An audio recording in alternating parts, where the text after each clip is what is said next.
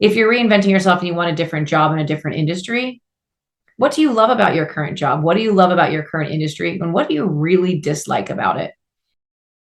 Hi, everybody. My name is Richard. Welcome to A Better Lifestyle. Today's topic is reinventing yourself. And if you're thinking about a career change or you want to take on a new challenge professionally, this show is probably going to be for you. My guest, her name is Amy Siegfried, and she's going to be talking to us about the reinventing yourself. So I've listened to some of her podcasts where she was a guest, and she's got some great energy and some great insights. So please, Amy, tell everybody who you are, a brief resume of who you are, 90 seconds, 2 minutes, and then we'll jump in right into the topic. Sounds great. Well, thank you for having me, Richard. Amy Siegfried. Gosh, a 90-second resume. I've lived a lot of places, mostly all places that are warm. I am a wife, a mother, a daughter, a founder, a sister. I'm even a founder with my brother. So that's kind of the fun part about that. And I spent my career in a lot of different industries. You're talking about reinventing yourself. I went from baseball to education to international to being a two-time startup founder, small business founder. And yeah, I mean, that's me in a nutshell. It's kind of been a little bit of a tornado, but it's been a great broken road to get to where I am right now. Okay, I know you're in the sports industry. Yes, Uh, sir. if we have time, we'll talk about that. Perfect. My first question is concerning reinventing yourself. What are If someone wants to start thinking about that? What are the several things that they would have to think about? That's a really good question. I would say a couple of things.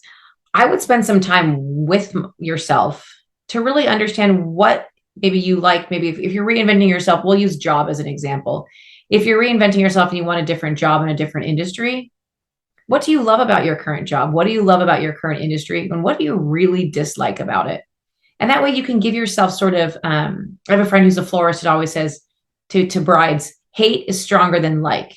So if you really dislike something, she really wants to know what you're going to hate so she doesn't put it in your flower bouquet. Same, if there's something you really dislike about your industry, look at the things you don't like. What does that look like to translate to a different industry? Spend some time having some sort of introspection on and kind of gather your thoughts before just making a rash jump. And sometimes we don't obviously have that choice.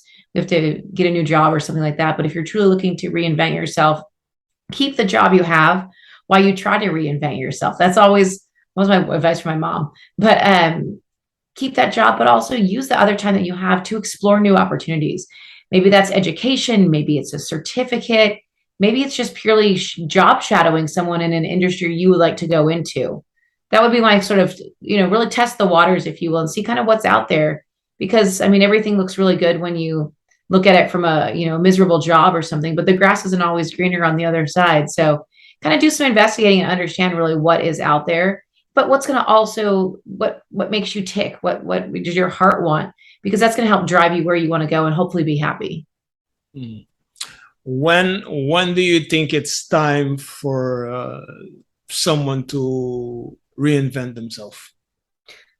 I don't, maybe not reinvent yourself, but I evolve all the time. And that's one of my big things. A long time ago, I was in like a skateboard shop or something, and they had a sticker on the side and it said evolve or die.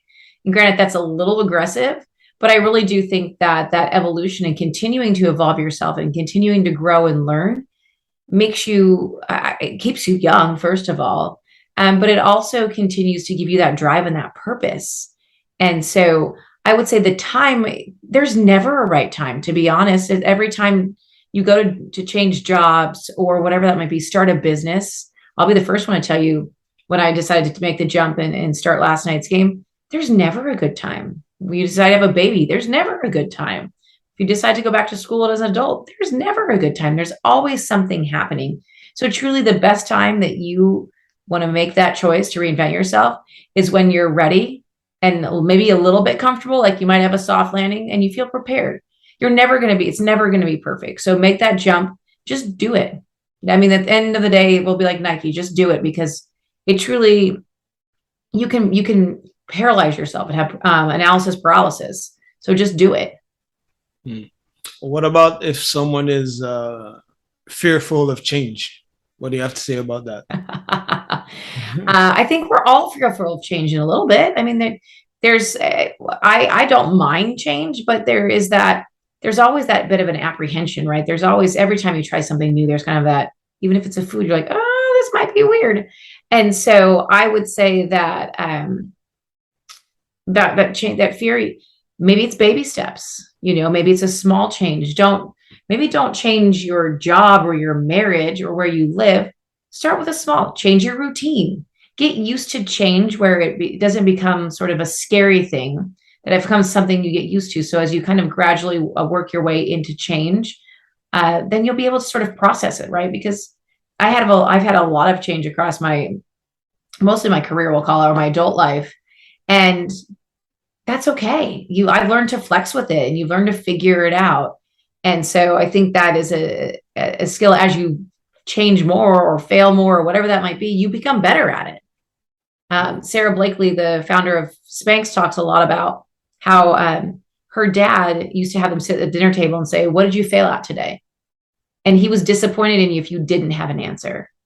And so that taught her, she said, to learn to cope with failure, that it was a normalcy that happened all the time. And she, until the very last funder who funded her, she knocked on something like, I think, and don't quote me, like 30 doors to try to find funding for Spanx, and no one would give her money, but she was used to failure. So same with change, right? The more you can kind of have that conversation with change, it becomes part of an everyday life. Change the way you drive to work, change the breakfast you have, change the coffee cup you use, whatever that might be. Start small and work your way up to something big that might be a leap to a new job, if that's what's really making you uncomfortable.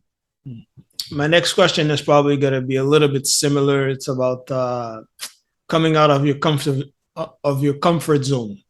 How important that is for someone to come out of the comfort zone. I think it's so important. I've had a card that's been hanging in my bathroom for, gosh, probably 20 years almost, that says, "Do one thing every day that scares you."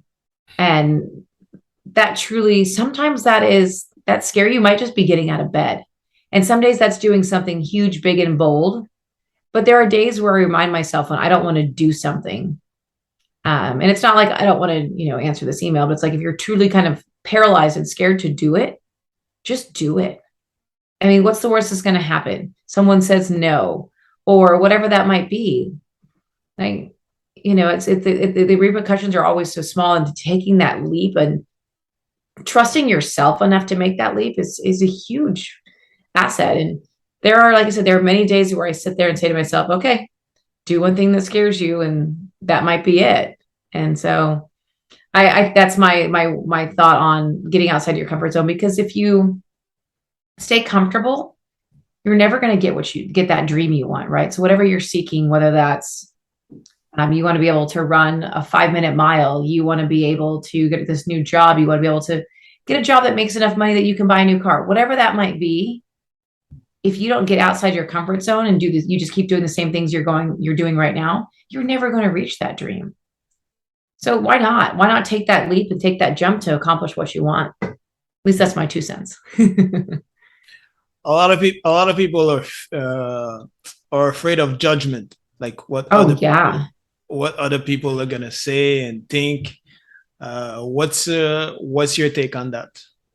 How can they overcome that? Well, I think that's a hard one. I think it truly is hard. I always say there's like what other people think about you is none of your business, which is true, right? Sometimes it's almost better to be completely ambivalent and have your blinders on to what is going on around you. I think there's a point as a founder of a company where you say, okay, when people are giving me feedback, I need to listen to it. And if it's continuous feedback or similar feedback, then I need to do something about it. But so I do think you need to listen to some of those things, and that there is such thing as feedback is a gift, but also at some point we can't always do what we think everybody else wants us to do, because out there somebody might want you to do that and want you to be successful and want to cheer you on. So you can't let the haters and doubt you and let them stop you from doing what you think you need to do, because ultimately when it comes down, the way you're going to feel at the end of the day is if you did what your gut told you to do and you were proud of the decisions you made. It doesn't matter what those people think. And that's really hard when it comes to social media and just being everything being so much more visible. It's tough. It's tough. And it provides another platform for people who don't really have the courage to say something to your face. But ultimately, when it comes down to it, you have to believe in yourself and know and be strong enough in yourself to know that you aren't what they say and you're awesome. I like the part when you said to follow your gut. Have you had that some point in your life, like you had to listen to what your gut was saying for a certain decision professionally?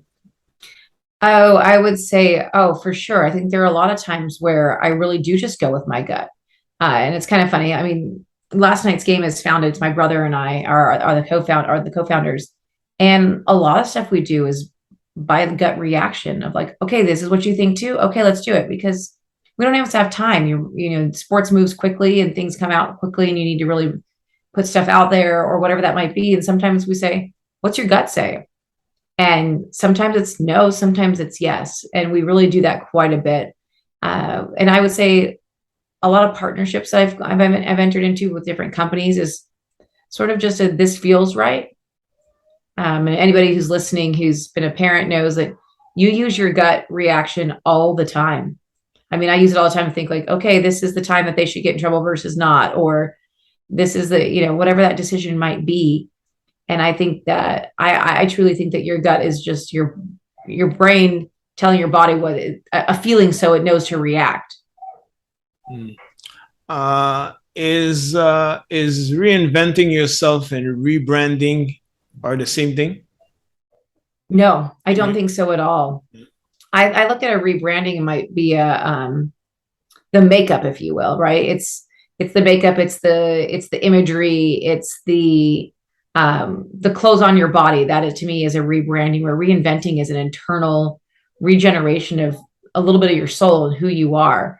And so I look at it that the rebranding is pretty, right? But we've maybe not done the work inside.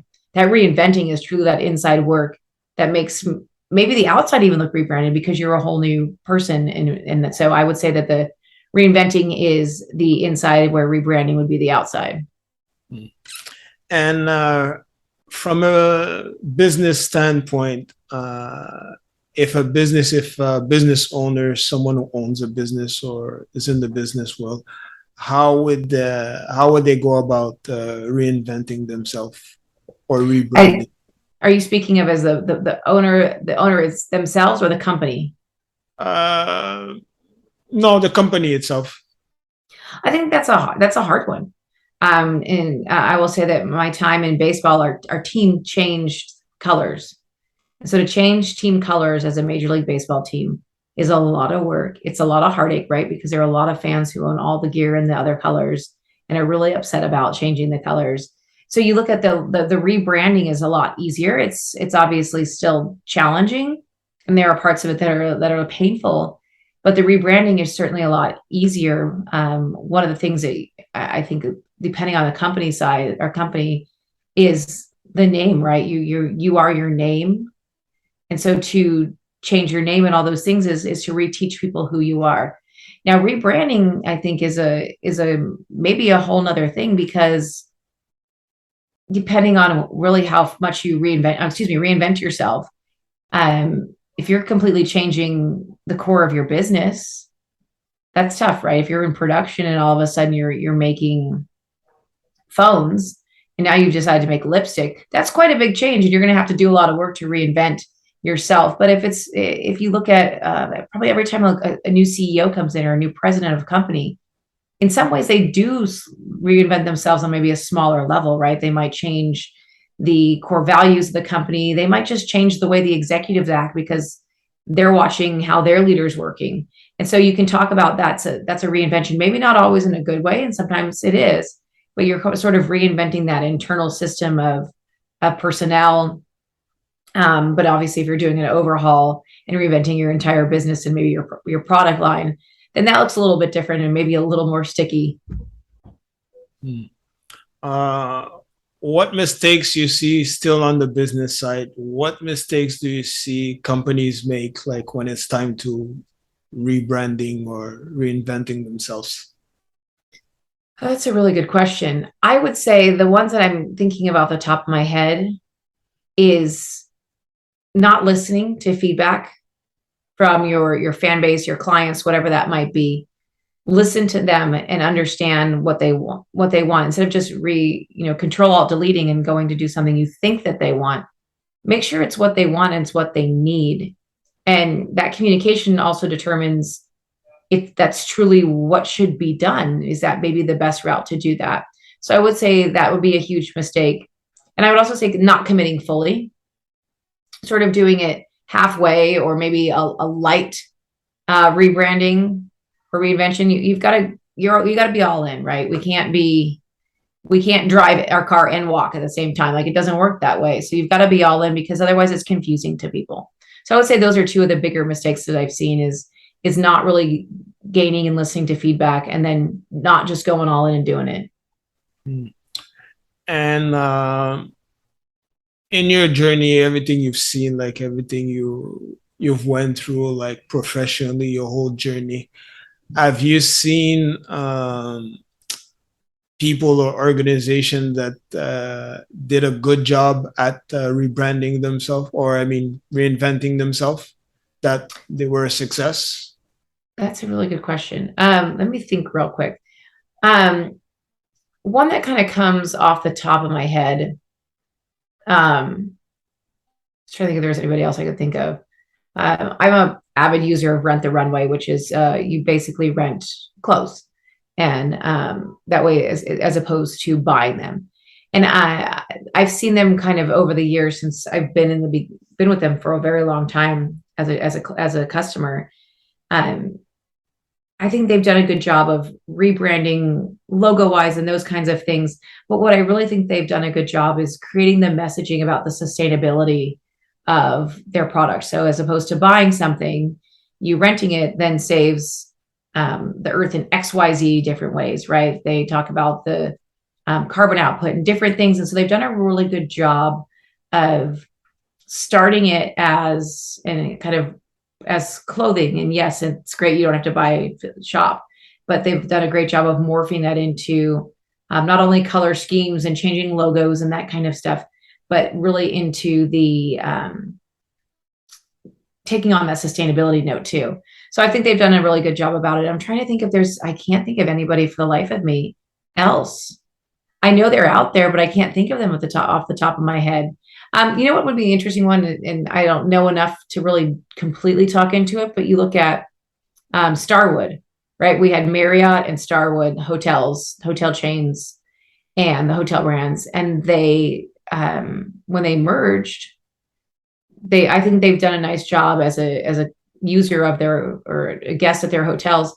Could have done a really nice job of merging both all the brands together and kind of creating a premium brand for the two of them that now is one. And so I think they've done a really nice job of weaving that all together, which I know is obviously not an easy feat. Mm. What advice would you have for someone who's thinking about reinventing themselves, whether it's an individual or a business? I would say from a business perspective, really listen to your clients. Think about the things, the ideas you have. Look around. What are others doing? Make sure that you differentiate yourself.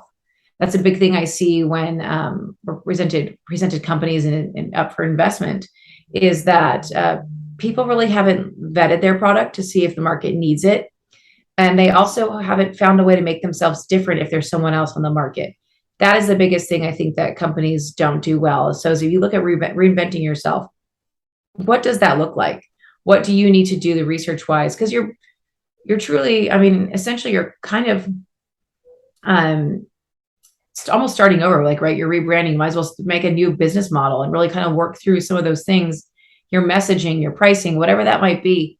Work through some of those things, because we can all make these ideas and make these concepts, we also have to look on the back end and do the operation side of it. On a personal side, I think I kind of said it before. I think I would do some research, see what's out there, do some soul searching, take your time, but don't take forever. I think there's a happy medium to that somewhere, and everyone's time frame is a little bit different. But take your time to learn a little bit. Take your time to do some research and kind of understand what you want to do and what that looks like and why you want to do what you want to do.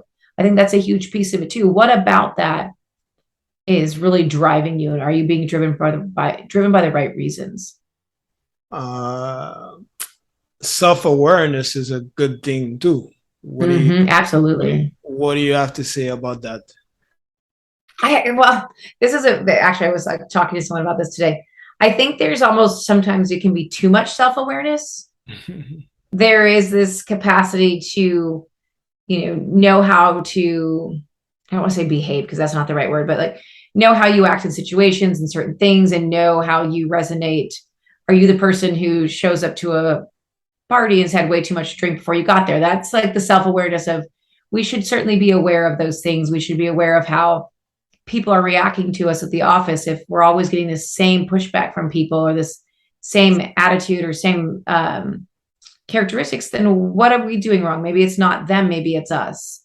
I think there is that piece of self-awareness, but I also think that gets to that level, and I will be one that's guilty of this, continuing to analyze everything that happens, continuing to judge and think, well, you could have done this better. And some of those things, like that self-awareness gets to be too much. Sometimes they think it's really great to say, okay, yeah, we could have done a better job with that. Don't analyze it anymore. No more analysis, no more being aware, move on. And so there is that sort of, once again, a happy medium of both of those things. Talk to us about last night's game. Sure. So last night's game is a media company that exists for those who don't know a lot about sports, but need to talk about them in social situations. So we have a tri-weekly email publication, reader-driven content on our website, and a podcast that comes out once a week. So we really enjoy short and sweet. So our email publications are about a 3-minute read because we love to give everyone what's going on in the human interest side of sports. We've obviously with a little bit of pop culture and all those things, but I want it to be short, sweet, because you need to be able to move on with your day. We all have so many things going on in our day. So being able to get the information you need so you can go ahead and join the conversation at the office or at a networking event and then move on. As an entrepreneur, what advice would you have for women who are thinking of starting their business or in business already? What would you have to say to them? I would say a couple of things. And one of them is believe in yourself. That is one of the things when you look at the characteristics of and the challenges that female entrepreneurs face over men is the lack of confidence. And that is a huge piece of that. That's a soft skill that we don't even think about, right? So believe in yourself, do the research, the data, you'll have the data to back it up, and then do it. Believe in yourself. You're great. You're going to be fine, right? And that is a huge piece of that. But also part of that confidence is when you go into pitches and you're asking for money or funding, make sure you ask for the right amount of money. Don't undersell yourself. Don't undersell yourself as a founder. Don't undersell yourself as a business. That is something that is a characteristic of a lot of women, including myself. Don't underestimate yourself. That would be one piece of it. And I would also say, don't analyze the heck out of it. Go do it. Give it a shot. I mean, on the end of the day, what do you have to lose? I have learned more about running a business and the business world and myself by starting my own business. Because when you're in a corporation, you have a legal department, a marketing department, you have all these people to help you make these decisions. So don't go. Your worst, you learn something. So what, it fails. It's going to be okay. Don't worry about what other people think. They didn't have the guts to start anything themselves. So go do it. And you know what? If anything, you're better off. You're going to learn so much about all the things in the world by just going ahead and doing it. And what advice, what would you say concerning failure? Someone who's experienced failure, what would you say to them? Well, two things. I want to go back and actually drop something I just thought of into the woman who's starting a business. There are a lot of great female accelerators for startups, but then accelerators for female businesses. Look at the terms when you sign a deal with an accelerator, make sure they're not going to take half your company or anything. But there are a lot of great accelerators that are primarily who are geared to help you, whether it's being a mom or all those things that you have to balance. They're geared to help you through that process. So check that out. And you were talking about advice for failure. Yeah. I believe, and I look at that from almost like a relationship breakup perspective. You need to give yourself a chance to mourn, right? You need to give yourself a chance to say, all right, that really hurt. That was a punch in the gut. But then you got to get back up and go. Take what you've learned from that, and however you do that, if you like to journal, if however you process whatever that might be, what did you learn from that experience? And let's move on. Because if we wallow in our failure, then we're never going to be able to thrive. We were clearly working toward a goal before what we failed at. Let's get back up there and do something else. Just because we failed once doesn't mean we're going to fail all the time. And what are the stuff that you're working right now at the moment? Oh my gosh, I just started a new job in addition to everything else. So that's been kind of interesting. I'm an adjunct professor teaching at a university, teaching women and minorities in entrepreneurship. So that is I love cultivating the next generation of leaders. And so that on top of running last night's game, I'm also an active angel investor.